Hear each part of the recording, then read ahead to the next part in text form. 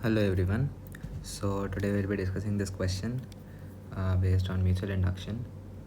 So the usual circuit diagrams that we encounter for mutual induction are something like this, where this is the dot convention which we'll be discussing about shortly, and then we measured the equivalent inductance across these two nodes. But this is a different situation.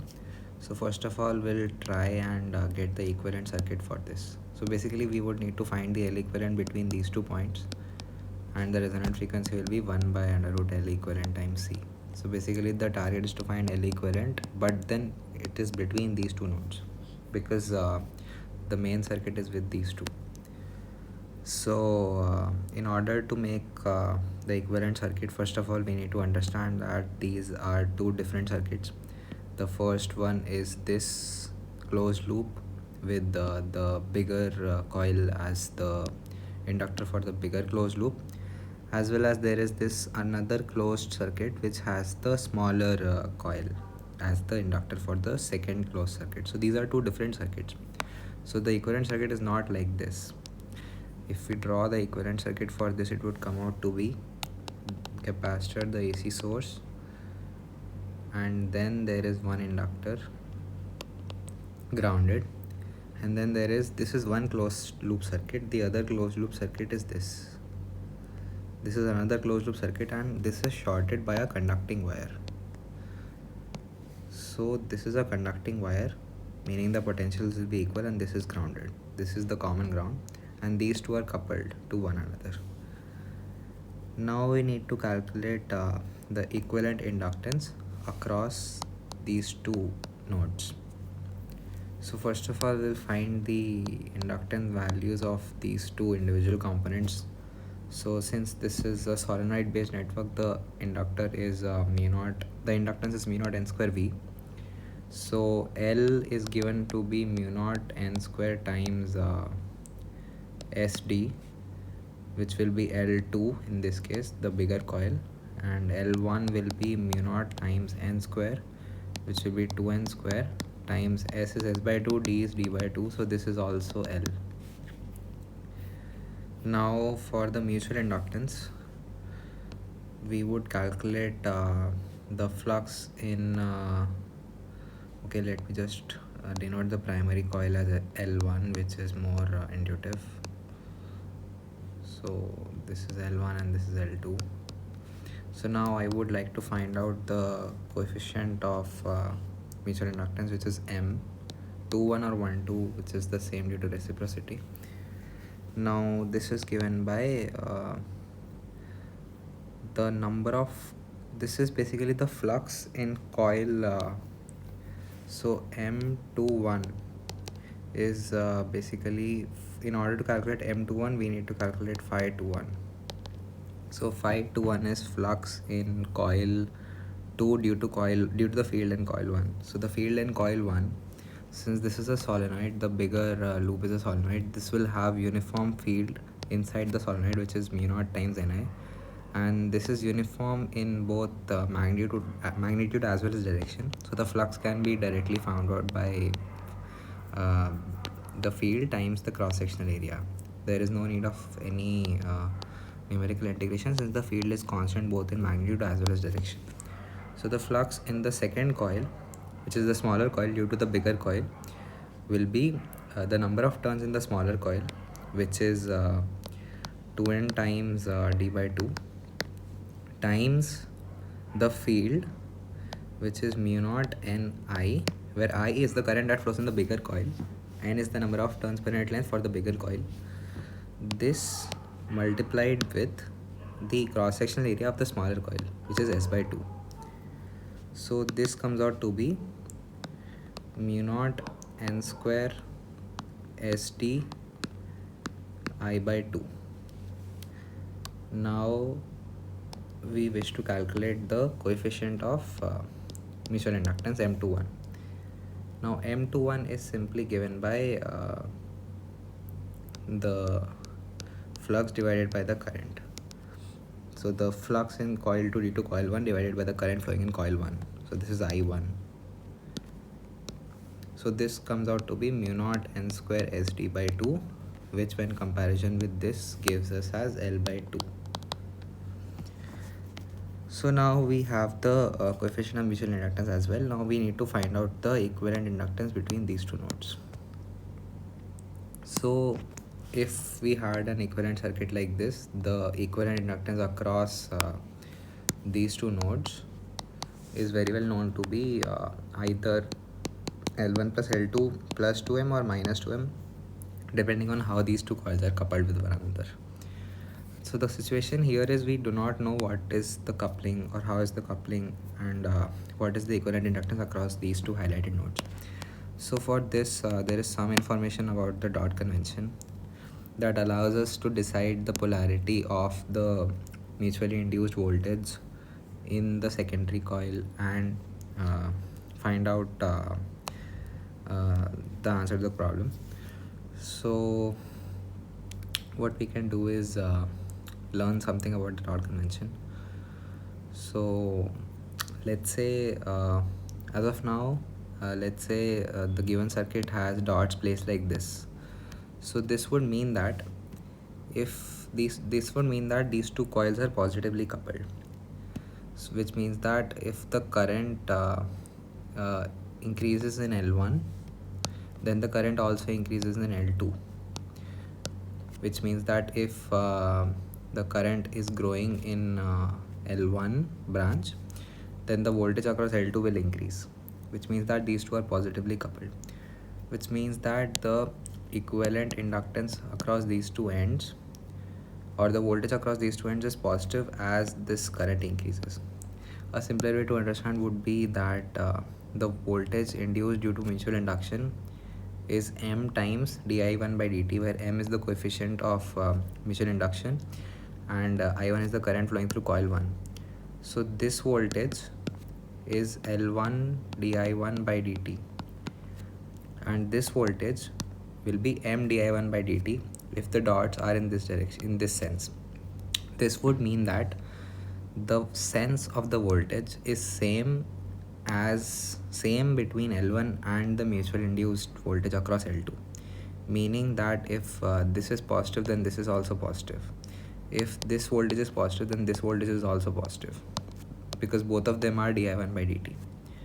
This is meant with when they are positively coupled, but then they can be negatively coupled, indicated by these two dots at opposite directions.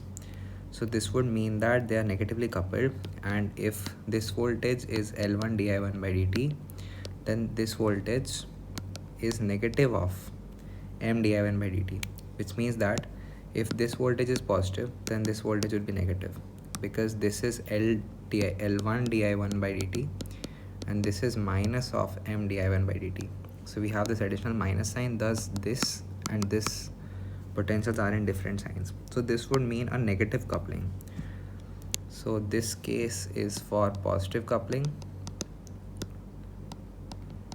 and this case is for negative coupling. So there are two types of couplings possible, and as of now we'll focus only on the first two cases. So we would need to know what is the sense of the coupling in order to decide whether the voltage that we are having is positive m di by dt or negative m di by dt, because that would alter the final answer to a problem for any mutual induction problem. So in this case we'll examine how will be this polarity. So in this case, let's say the current through the first network is I1. So L1 has a current I1 flowing through it. You can imagine L1 has a current I1 flowing through it, and this current I1 that flows through the bigger coil produces a magnetic field in the bigger coil, thus producing some magnetic flux in the secondary or smaller coil due to the primary or bigger coil. Now what happens is the secondary coil opposes the change in flux through it, which was 0 initially, now to a finite value, which is mu naught ni times the cross-sectional area and the number of turns, which we already calculated as 5 to 1.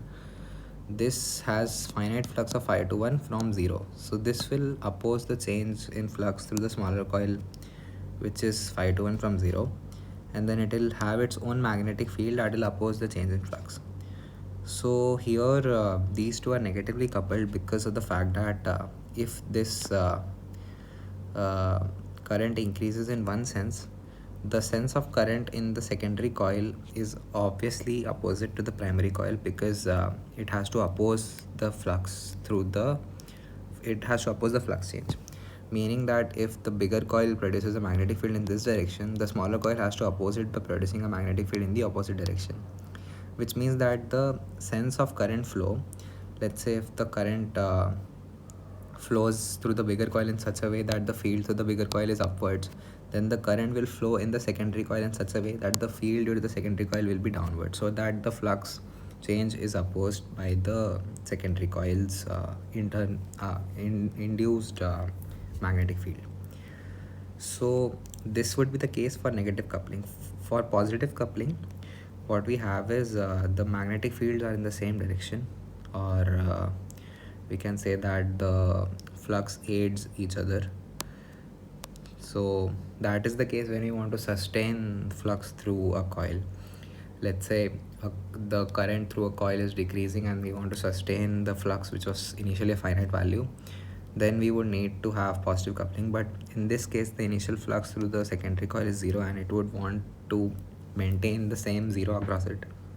So that is the reason why in this case they are negatively coupled.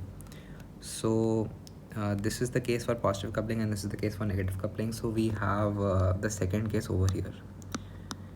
So we will have the negative sign for the mutual induction voltage. So we can have the equivalent circuit as this. This is the ground, this is the cap, this is ground, this is L1, this is L2, and they are negatively coupled, indicated by the opposite polarity. This on the other hand would be positive coupling. So as of now we have negative coupling, and this voltage only due to the self induction is L1 di1 by dt. Now this has some loop current I1, this has some loop current I2.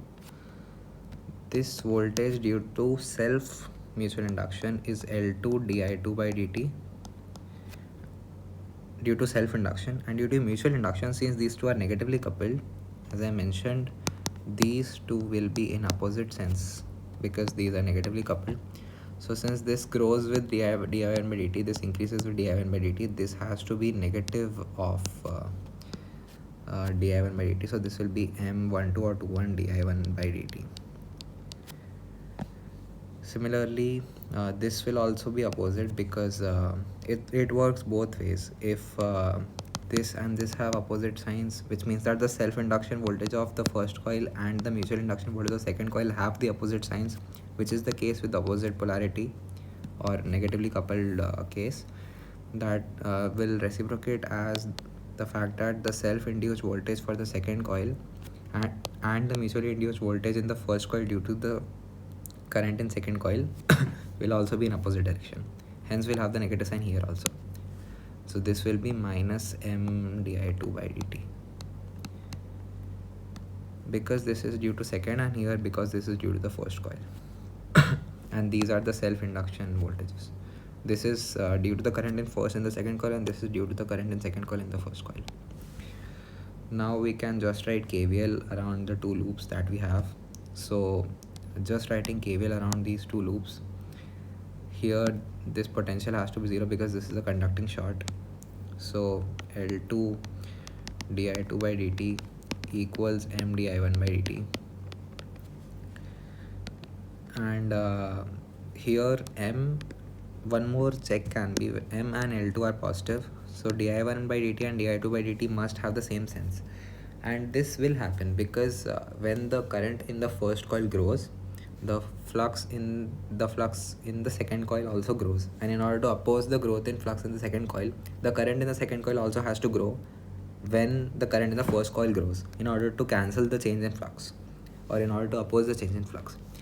Similarly, let's say when the current I1 reaches its peak value and it starts to decrease, then the flux in the second coil decreases due to the magnetic field of the first coil, and in order to sustain the amount of flux present in the secondary coil due to the field of first coil, it also has to uh, reduce the current because the field due to the first has decreased. So since I1 has reduced, I2 also has to reduce so that the change in flux is minimized. If I1 reduces and I2 increases, then the change in flux will not uh, be minimized, because let's say this is the bigger solenoid and this is the smaller solenoid.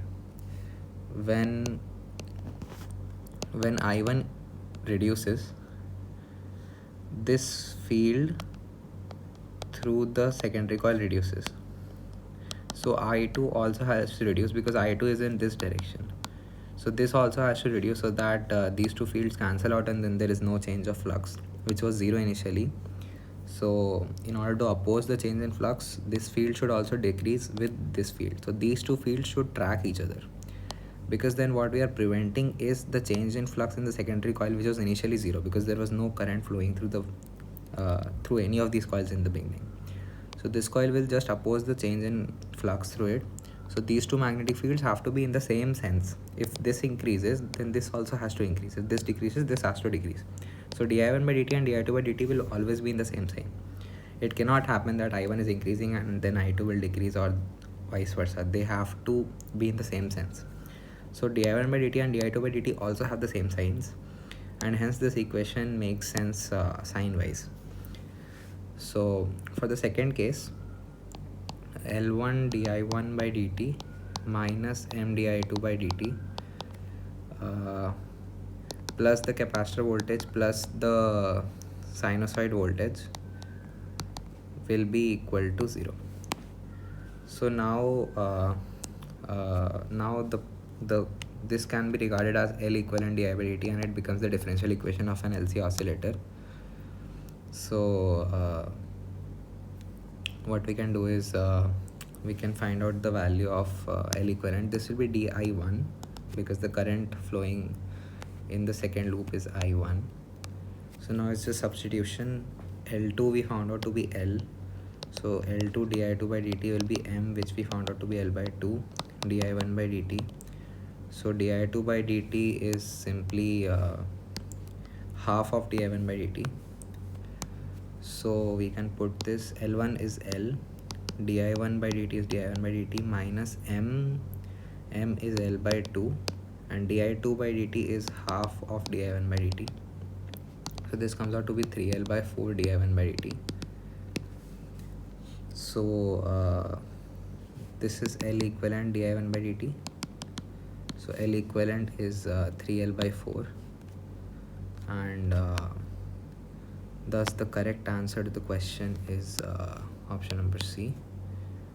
And yes, so the only catch in this question was probably to find out, there were two catches. First of all, the equivalent circuit is not this, so the equivalent inductance is not the usual L1 plus L2 plus minus 2M, because the equivalent circuit is not like this. We do not have to find the equivalent inductance across these two nodes, and they are not coupled like this. The equivalent circuit is something like this, and then we have to find out the equivalent inductance across these two nodes. This is the first catch. The second catch is that these two coils are negatively coupled with one another.